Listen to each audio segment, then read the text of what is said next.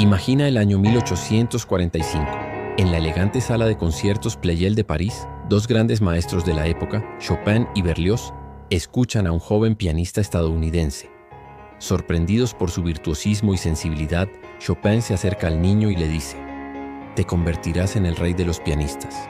Ese prodigio era Louis Moreau Gottschalk, nacido en 1829 en Nueva Orleans, un lugar donde se mezclan melodías africanas, caribeñas y europeas. Su madre era criolla de origen haitiano, de la que aprendió las canciones del Caribe.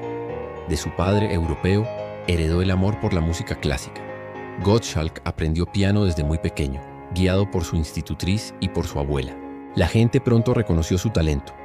Con solo 11 años dio un recital en la inauguración del lujoso Hotel St. Charles de Nueva Orleans ante un público asombrado.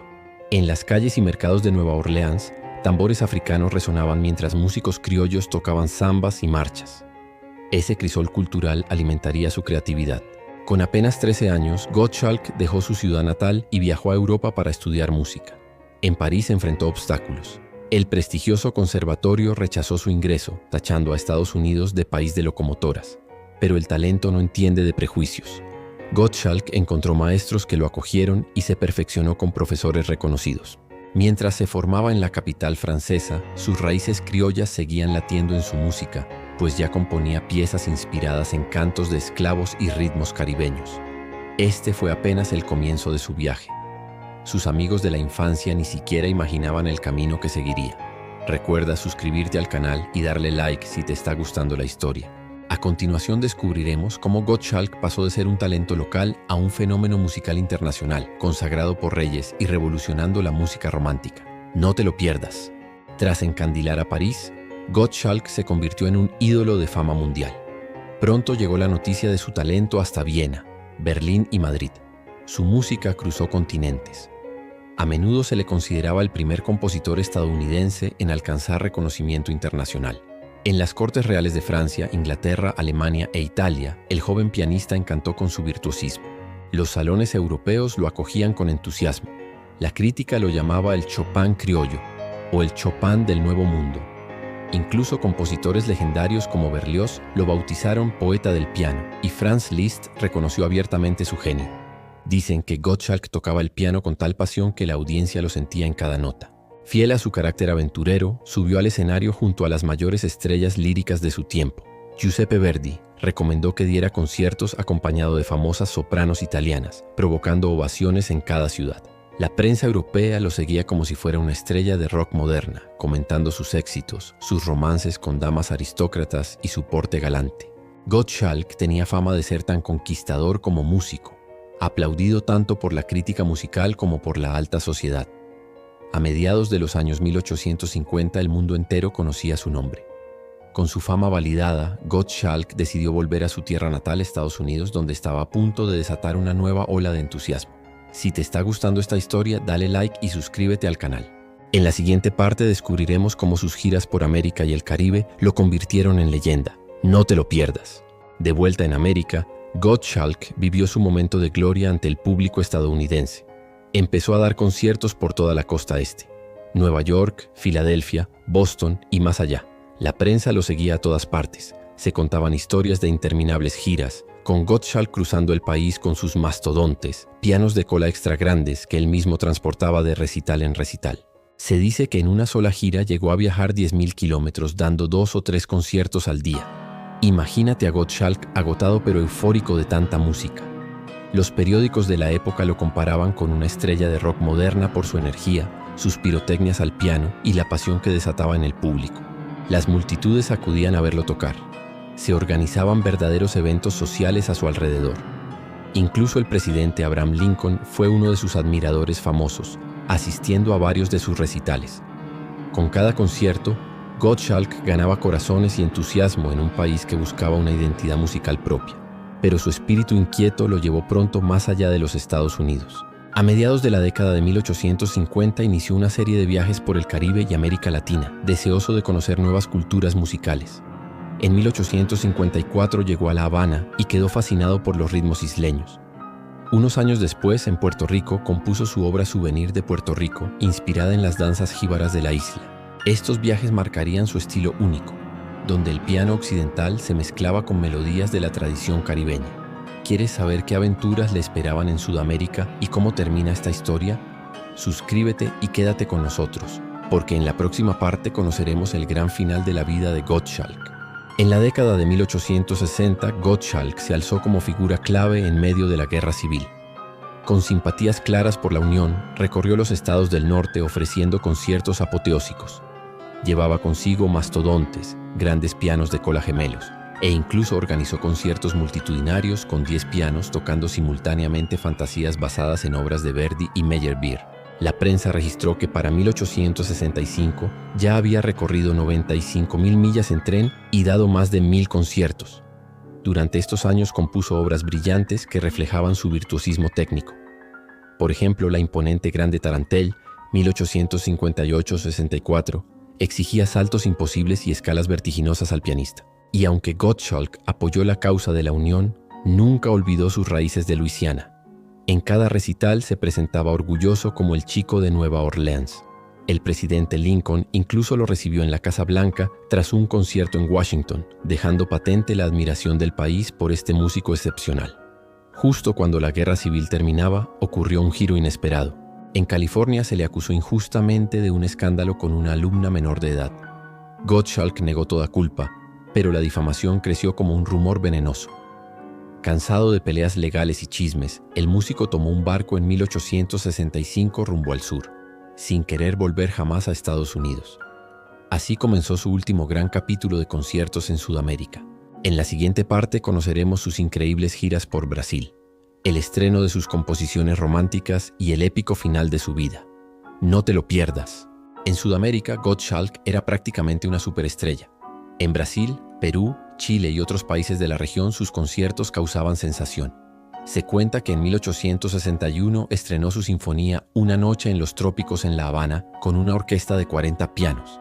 Imagina el estruendo sonoro, 40 instrumentistas tocando simultáneamente bajo su dirección. En los años siguientes agotó giras enteras por Perú y Bolivia, donde tocó en salones y plazas ante multitudes entusiasmadas. En Santiago de Chile organizó un concierto monumental. Reunió 80 contrabajos, 80 instrumentos de viento y 45 tambores para una única interpretación dirigida por él. Fue una experiencia sonora sobrecogedora, digna de su carácter audaz. Finalmente, en 1869 se presentaba en Río de Janeiro con un montaje apoteósico.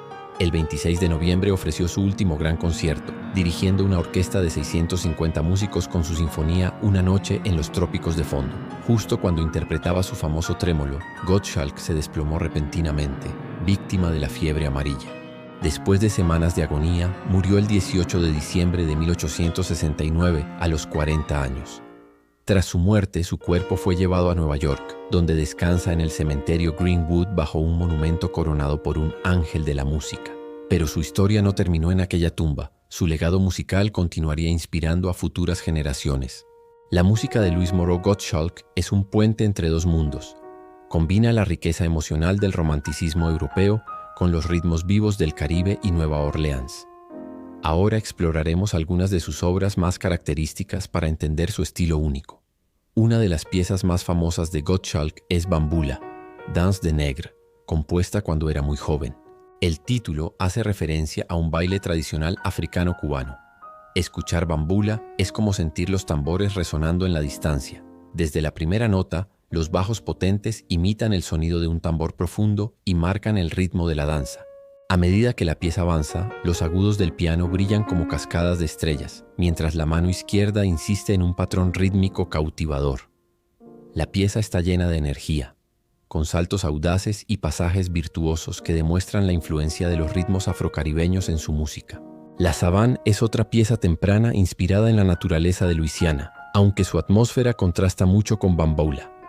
Comienza con una melodía lenta y misteriosa en los graves, que evoca la vasta soledad de los pantanos al amanecer. Se dice que Gottschalk escuchó una vez un piano defectuoso con cuerdas sueltas que producía armónicos extraños. Esa sensación inestable la capturó en la Savane. De pronto, la pieza se transforma en una danza ligera al estilo criollo, con acordes picados que recuerdan un ritmo frenético. La obra transmite una mezcla de misterio y alegría, pintando un paisaje sonoro tan variado como la tierra que inspiró al compositor. Estas dos composiciones muestran cómo Gottschalk mezcló influencias lejanas para crear algo nuevo. Bambula lleva al piano los tambores y danzas de sus raíces caribeñas, mientras que La Savane pinta paisajes sonoros de Luisiana con un toque de misticismo. En ambas obras el compositor parecía adelantarse a su tiempo. Introdujo ritmos populares en la música clásica mucho antes de que surgiera el jazz. Ahora iremos más allá, descubriendo otras obras que ilustran aún más la versatilidad de su talento. La Grande Tarantelle, Tarentelle célebre, Opus 67, es una de las composiciones más virtuosísticas de Gottschalk. Inspirada en la tarantela italiana, esta pieza despliega un torrente de notas rápidas y saltos brillantes. Desde el inicio se percibe un ritmo frenético y contagioso, propio de la danza del sur de Italia. Gottschalk combinó aquí su virtuosismo con la tradición europea. Los acordes ligeros y las escalas febriles dibujan una melodía giratoria, mientras que acordes en staccato imitan el movimiento giratorio de la danza. Al escucharla, uno imagina una plaza italiana al atardecer, llena de parejas danzando sin descanso. Pero lo más sorprendente es la exigencia técnica. El pianista salta por todo el teclado con pasajes relámpago, arpegios envolventes y repetición de notas que simulan la vibración veloz de una tarantela. Esta obra demuestra que Gottschalk también dominaba las raíces clásicas y podía escribir música tan compleja como la de los grandes europeos, sin perder su sello apasionado. Por otro lado, Le Banjo, 1855, es un guiño divertido a los sonidos populares. Esta pieza breve imita el sonido de un banjo, instrumento de cuerda muy popular entre los esclavos afroamericanos, utilizando arpegios y golpes en el piano. Gottschalk la escribe en una tonalidad juguetona y rápida. Los pizzicatos de la mano derecha suenan como si el pianista estuviera punteando un banjo, mientras la mano izquierda mantiene un bajo rítmico animado. El resultado es una pieza chispeante y alegre que sorprende por su originalidad y su humor desenfadado. A continuación nos centraremos en dos obras que reflejan su amor por la cultura latinoamericana y su época, Souvenir de Puerto Rico y Unión. Souvenir de Puerto Rico, Marche des Jíbaros 1857, es una pieza encantadora que Gottschalk escribió tras un viaje a la isla caribeña. Quiso capturar la alegría de la cultura puertorriqueña, por eso la obra tiene un aire de marcha festiva con influencias de música popular. Al iniciar, suena una melodía brillante y pegadiza que recuerda a los ritmos de las bandas y las parrandas.